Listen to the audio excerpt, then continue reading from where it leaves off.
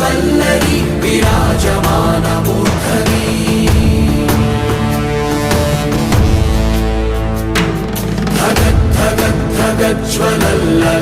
धगज्ज्वलल्ललाटपट्टपावके किशोरचन्द्रशेखरे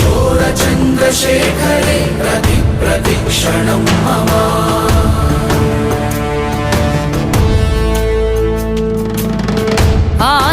ആരിവൻ കല്ലും തൂക്കിപ്പോയിടുന്നോൻ പൈതൽ പോലെ തോളുമേലെ നിന്നെ തൂക്കിപ്പോയിടുന്നോൻ ആരോരും കണ്ടതില്ല ആരുമേ കേട്ടുമില്ല ഗംഗയെ താൻ തേടിക്കൊണ്ട് തന്നെ താനെ ചുമന്ന് ശിവലിംഗം നടന്നു പോകുന്നു